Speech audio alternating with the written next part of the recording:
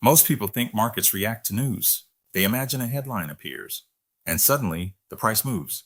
But after years of watching how capital actually behaves, I've noticed something uncomfortable.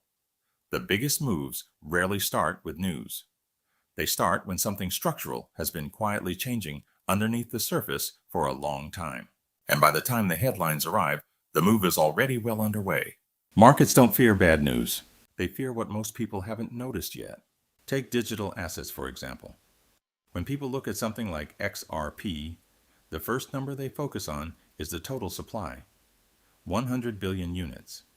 That number gets repeated constantly. It sounds large, so the natural assumption follows. If there's that much supply, scarcity probably isn't the story. But markets don't actually price assets based on what exists in theory.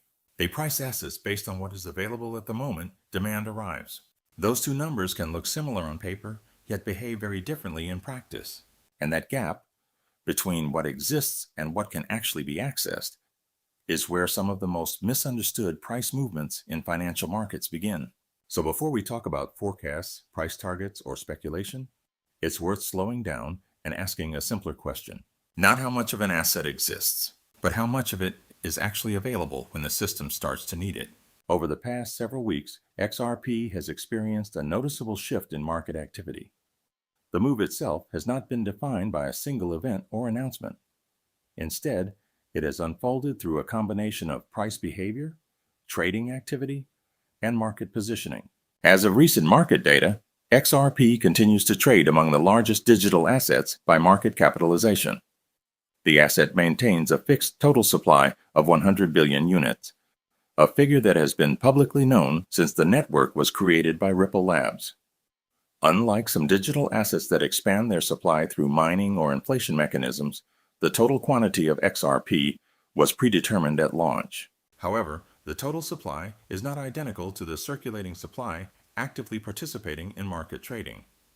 A portion of XRP is held in escrow accounts controlled by Ripple Labs, released periodically according to a publicly documented schedule. In addition, significant amounts of XRP are held by long-term investors, institutional custodians, and private wallets that do not participate in daily exchange activity.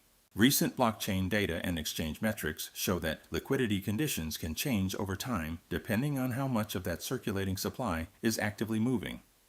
Market depth, trading volume, and available order book liquidity fluctuate from week to week as participants reposition assets between exchanges, custody solutions, and long-term storage. In parallel, XRP remains one of the digital assets designed specifically for cross-border payment settlement within Ripple's financial infrastructure initiatives. That role has historically positioned the asset within discussions around payment liquidity and international transfer efficiency. None of these structural characteristics are new. The fixed supply, escrow structure, and settlement-focused design have existed for years. What has changed more recently is the market activity surrounding those characteristics, including shifts in trading volume, liquidity distribution, and investor attention compared with earlier periods. From a factual standpoint, the observable changes are not about a sudden alteration to XRP's supply structure. Instead, they involve how existing supply is distributed, stored, and made available within the market at any given time. When people try to explain price movements, they often start with headlines. A regulation changes, a partnership gets announced, a large investor makes a statement. But markets usually react to something deeper than the headline itself. They react to changes in liquidity and availability. To understand why that matters, it helps to separate two ideas that are often treated as the same thing: total supply and accessible supply. Total supply is a simple number.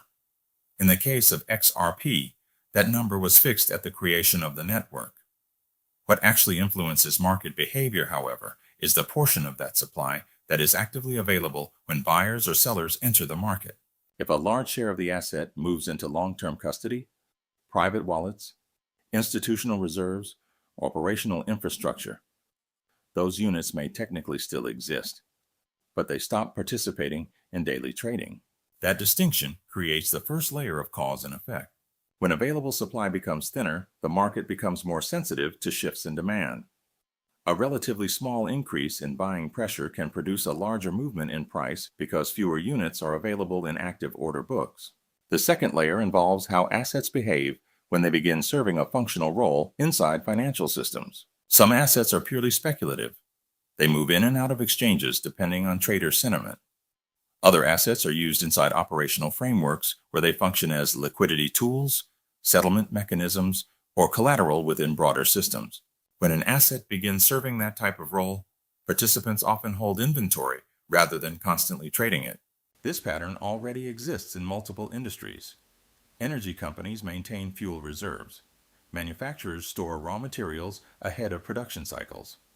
Financial institutions hold liquidity buffers to ensure transactions clear without delay. If an asset becomes embedded in infrastructure designed to move value across networks, the same principle applies. Organizations participating in the system may hold reserves so transactions can occur smoothly when needed. The effect is subtle but important. Units that move into operational inventory stop circulating through exchanges at the same pace as speculative capital. They still exist, but their presence in the trading environment becomes limited. The final piece involves scale. As financial systems process larger volumes of value, the efficiency of the asset facilitating those transfers becomes increasingly relevant. The market begins to determine a level at which transactions can clear efficiently relative to available liquidity.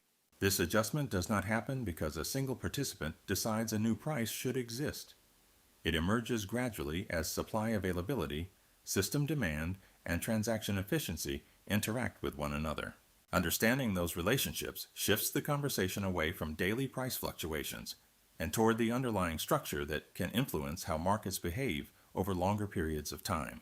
Financial markets have seen versions of this dynamic before, although the specific assets and technologies have changed over time. One useful comparison comes from the early years of the digital asset market itself. During the period between 2015 and 2017, the network activity surrounding Bitcoin began expanding as exchanges, custodial services, and payment infrastructure slowly matured. At that time, much of the public conversation focused on price speculation. Yet underneath that surface, another process was unfolding. A growing number of participants were moving their holdings into long-term storage rather than leaving them on exchanges. As institutional custody solutions began appearing, larger holders started treating digital assets less like short-term trading instruments and more like reserve assets. That shift did not immediately change the total supply. What changed was how much of the circulating supply was actually available for trading at any given moment. When demand accelerated later in that cycle, market liquidity became thinner than many observers expected. The price movements that followed were not simply a reaction to news events.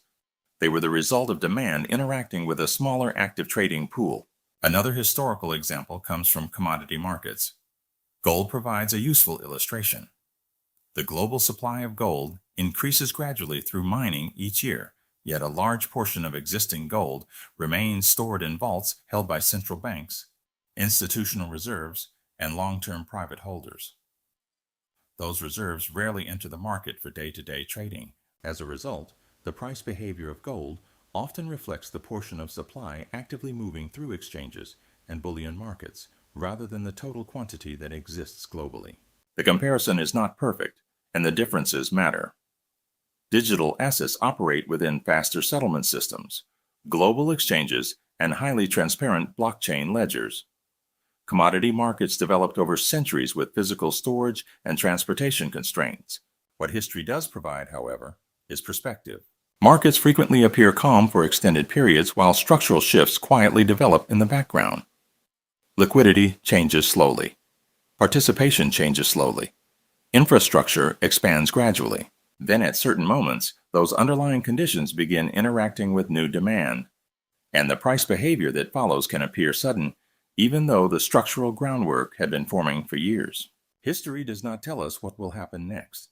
What it does show is that markets often move most dramatically when supply availability, infrastructure development, and investor participation begin aligning at the same time. At this stage, the most useful approach is not prediction, but probability. Markets rarely follow a single clean path. they tend to move through a range of possible outcomes, depending on how several variables evolve at the same time. So rather than focusing on one outcome, it helps to think in scenarios. Bull case, continued structural tightening. For strength to continue, several conditions would likely need to align. First, the available supply on exchanges would need to remain relatively constrained. If a growing portion of XRP continues moving into long-term storage, institutional custody, or operational reserves within payment infrastructure, the amount of actively tradable liquidity could stay limited. Second, network usage would need to expand gradually within the payment and settlement ecosystem connected to Ripple Labs. If additional financial institutions, payment processors, or cross-border transfer services increase their use of XRP-based liquidity solutions, then demand for operational inventory could slowly rise. Third, broader digital asset market conditions would need to remain supportive. When overall market liquidity improves, capital typically flows more easily into large established assets, such as XRP. If these elements occur together, constrained exchange supply, gradual infrastructure adoption, and healthy market liquidity, then upward price pressure could emerge simply from the interaction between demand and available supply. Base case, gradual stabilization. The most common outcome in financial markets is neither extreme optimism nor sharp collapse, but stabilization. In this scenario, XRP continues trading within a range as supply distribution, institutional participation, and network usage evolve slowly. Exchange liquidity remains sufficient for trading activity, while portions of the supply continue shifting between custody solutions, institutional wallets, and market participants. Market participants in this environment tend to focus on macroeconomic conditions, regulatory developments, and broader cryptocurrency sentiment, rather than a single catalyst. Under those circumstances, price movements may occur in cycles, periods of expansion followed by consolidation, while the underlying infrastructure and adoption continue developing in the background. Bear case, liquidity expansion or demand weakness. A different outcome could emerge if the relationship between supply and demand shifts in the opposite direction. For example, if a significant amount of XRP held in private wallets or institutional reserves re-enters exchange markets, available liquidity could increase substantially. A larger trading supply tends to reduce sensitivity to buying pressure because more units are available to absorb demand. At the same time, broader digital asset market conditions could weaken if macroeconomic liquidity tightens or if investor risk appetite declines. In such environments, capital often rotates away from higher volatility assets toward more defensive positions. If both factors occur simultaneously, expanded exchange supply and reduced demand, price pressure could shift downward until the market finds a new equilibrium between buyers and sellers. The key point is that none of these scenarios exists in isolation. Financial markets continuously adjust as liquidity conditions, institutional behavior, and macroeconomic signals interact with one another. The goal is not to predict the future with certainty. The goal is to understand the range of outcomes that become possible as conditions evolve. When evaluating a market like this, the goal is not to react to every headline or price fluctuation. The goal is to monitor a few indicators that tend to reveal how liquidity and risk appetite are actually evolving underneath the surface. One of the first indicators I pay attention to is the strength of the US dollar, commonly tracked through the US dollar index, DXY. A strengthening dollar often signals tighter global liquidity conditions. When capital flows toward the dollar, risk-oriented assets, including digital assets, sometimes experience reduced inflows. When the dollar weakens, liquidity conditions can loosen, and capital tends to circulate more freely across global markets. The second area involves government bond markets, particularly U.S. Treasury yields. Movements in the U.S. 10-year Treasury yield provide insight into how investors are pricing inflation expectations, economic growth, and monetary policy. Rising yields can sometimes tighten financial conditions because borrowing costs increase, while stabilizing or falling yields may signal improving liquidity for risk assets. Inflation data is another important signal. Reports such as the Consumer Price Index, CPI, and the Personal Consumption Expenditures, Price Index, PCE, are closely watched by the Federal Reserve when evaluating inflation trends. Changes in inflation expectations can influence interest rate policy, which in turn affects overall market liquidity. Within the digital asset market itself, I also watch trading volume and order book depth across major exchanges. These indicators help reveal how much liquidity is available at different price levels. When volume increases alongside price movement, it can indicate stronger participation. When price moves occur on declining liquidity, the market may be more sensitive to smaller changes in demand. Another useful metric involves derivatives positioning, particularly open interest in futures markets. Rising open interest can indicate growing participation or increased leverage within the system. Monitoring how that positioning evolves provides insight into whether market participants are adding exposure or reducing risk. None of these indicators alone determines the direction of the market, but taken together, they provide a clearer picture of the underlying conditions that influence liquidity, capital flows, and investor behavior over time. Markets have a way of looking simple on the surface and complicated underneath. Prices move, headlines appear, opinions spread quickly. But when you step back and look at the structure behind those movements, the picture usually becomes clearer. What matters most over time is not the noise of any single day, but the interaction between liquidity, participation, and the systems that surround an asset. Supply distribution matters, market access matters, and the broader financial environment always plays a role in how those forces interact. That is why I tend to focus less on predictions and more on conditions. If liquidity expands, if participation grows, and if the underlying system continues to develop, markets adjust, sometimes slowly, occasionally faster than expected. But the key is remaining disciplined while those conditions evolve. This isn't investment advice. It's simply how I'm reading the market right now. And as always, patience and risk management tend to matter far more than trying to guess the exact timing of the next move.